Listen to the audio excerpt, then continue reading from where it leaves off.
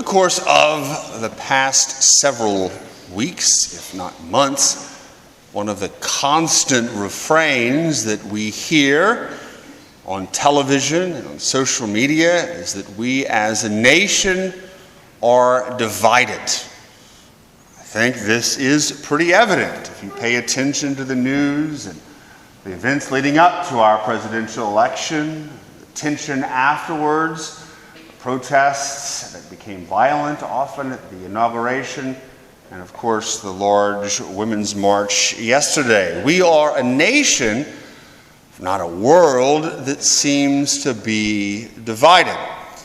And as I was meditating upon this, watching the images on television and reading about it in social media, I thought of today's second reading. Paul speaking to the church at Corinth, saying that he desired that they be united in the same mind and in the same purpose.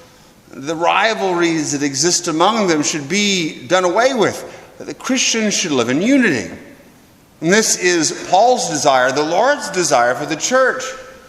But the truth is that quite often the divisions that are present in society can often find their ways into the church. And that we often see that we too, amongst the church, even though we call ourselves Christians, can be very divided. And so I've given a lot of thought over the years, what is the root or the source of this division in the culture that often seeps into the church? And indeed, we can look at divisions and disunity that are political or cultural or social or economic. And these are all valid. We're paying attention to a lot of the rhetoric, whether it be on the left or the right, in the church or outside of the church. I've come to believe there's one thing that really lies at the root of the division. One difference in the paradigm of the way two different parties, two different groups tend to look at the world. And I don't want to reduce it all to this, but I think it's something very significant that we need to pay attention to. And that difference, that root that causes so much division, all tends to revolve around one's attitude towards the body, towards sex and sexuality, and towards the gift or the reality of fertility and procreation. These three separate things sort of make one thing, the deal with sex, sexuality, gender, fertility. They're all sort of tied and interconnected. But it's how we view this that separates the two groups, the two camps, or the two parties. On one hand, you have those, hopefully would say Christians or believers, but quite possibly believers in other religious sects, that see these things as inherently sacred, holy, set apart for God, and that we're called to treat them with great reverence and great respect. We've talked about this before in homilies. And we can go back to the thought of C.S. Lewis in his book, The Four Loves, where he talks about the love between man and woman, eros, as something inherently sacred and holy.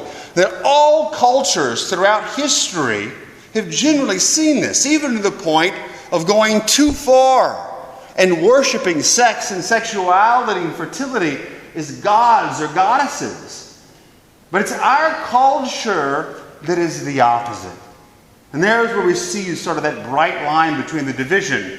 The Christians and often believers seeing it as something sacred and holy that should be approached with reverence, to not be treated as something that is not sacred. But on the other side, individuals who see the body, gender, sex and sexuality and fertility as something profane, purely biological, a right to be claimed rather than a gift to be given, something that is purely secular. But there's one word in particular, I think, that really sort of describes it. And we can look around and see evidence of how the secular culture treats sex and sexuality not as something sacred, but as something vulgar. That's the word. Vulgar. Vulgar is very similar to profane, from the Latin word vulgus, which means sort of like the mob, the common group, the lowest common denominator. Those are things that are vulgar. They're not sacred. They're not special. They're not set apart. Our culture, or at least those who do not see sex and sexuality and fertility as something sacred, see it as something vulgar. You know what that word means. And again, there are a lot of roots to the vulgarity of our culture, particularly in respect to these items I've been talking about. And probably the greatest evidence of it is the proliferation of pornography. It's everywhere. It infiltrates the minds, the hearts of so many people, marriages, families.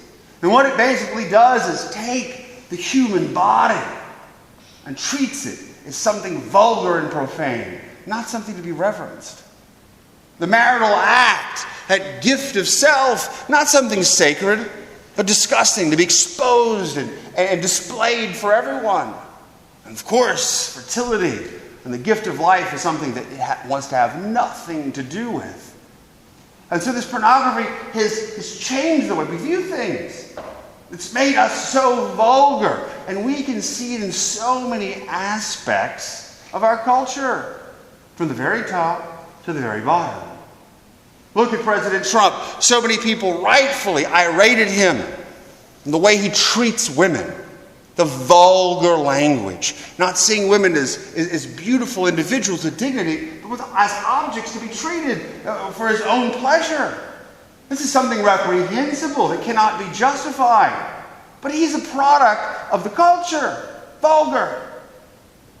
But yet, if you watched anything that happened yesterday, and granted I wasn't into the big march, but I saw enough on television, at least I saw what was representative, or the media wanted you to believe was representative, with the signs, with the stupid hats, with all that other kind of stuff, that garbage was going on. And I looked at it and I said, not only is this really a display of histrionics and drama, but ultimately, this is really vulgar. This is vulgar. I'm not going to treat or believe anything these people say. They're acting like children, but it's just disgusting. And it reveals the attitude that so many people tend in our nation to have towards sexuality, towards the marital act, towards the body, towards fertility. It's vulgar. Let's look at this 60-year-old woman, Madonna, speaking like she's a 14-year-old boy who's just perused about 20 porn sites. And we're going to take this woman seriously? It's vulgar. It's disgusting.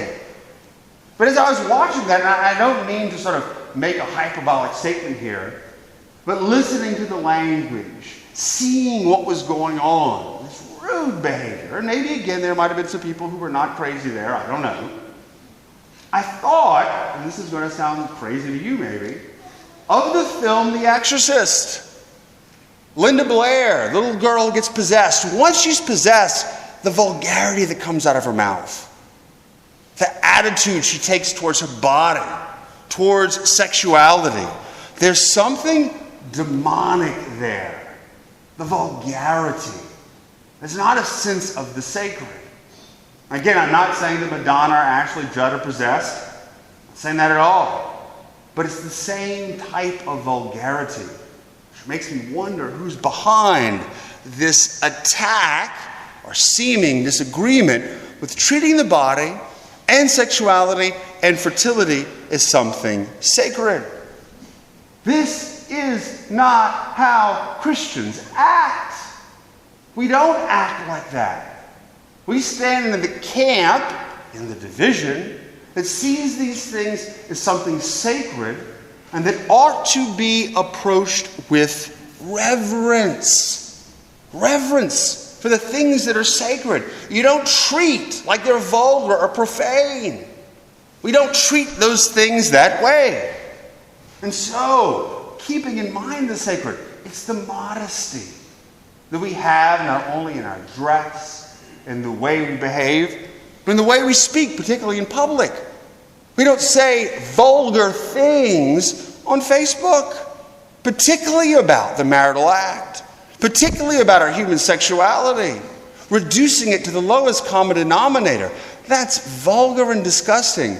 Christians don't behave like that, particularly if they're talking about their spouse, about that union of marriage, man and woman together in the sacrament, and the way that we learn to discipline ourselves, to practice chastity. We don't do it just because we have to, or these are the rules that we're supposed to follow, or the church is there to oppress us. We do it because it's sacred. Things that we think that are sacred or holy, we have great reverence and discipline around. Go to a military funeral. The reverence that they have for those who are deceased. The people who gave so much. There's so much discipline, so much precision. There's no lackadaisical attitude because they see it as something sacred. This is what we believe. And the body is sacred because we're in the image and likeness of God. The union of man and woman are holy because it is a participation in the sacrament, that holy image of the love shared between Christ and the church. And of course, fertility and fecundity is sacred because it brings forth the life, which is a gift from God. But what happens is we allow the vulgarity to come in, and we don't treat sex and the body and fertility as something sacred, but as something vulgar and profane. We distort it. We bring division into our bodies. We bring division into our marriages. We bring division into the world by opposing ourselves to life and all that is good and all that is holy. And that's ultimately, to go back to the Linda Blair thing, the work of the evil one. The word diabolical, the two Greek words, diaballein, to break apart, to cause division. And that's what the evil one ultimately wants to do about something which is so sacred. That's why it all comes back to this. And so we as Christians in our own lives need to be willing to work towards unity. The unity of the body and the soul of the human person. The unity of man and woman in the marital act. The unity of the love that comes together and the fertility that comes from that. And to treat all of these things with great sacredness. It's not the same as eating fast food. It's not the same as something that is vulgar and profane. We treat it with reverence. Unfortunately, I see amongst so many of our students, you hear the young men and women as individuals, when you're dating relationships, and later when you get married, a great witness of the understanding of what it means to be reverent. That modesty, that decorum. That's the great witness of the unity that in our own lives, hopefully in the church, and ultimately in the world, will help to heal these divisions so that we can come again to renew or bring about a renewed sense of the sacredness of these gifts that the Lord has given us that reveal to us His power, His majesty, and His love. Amen.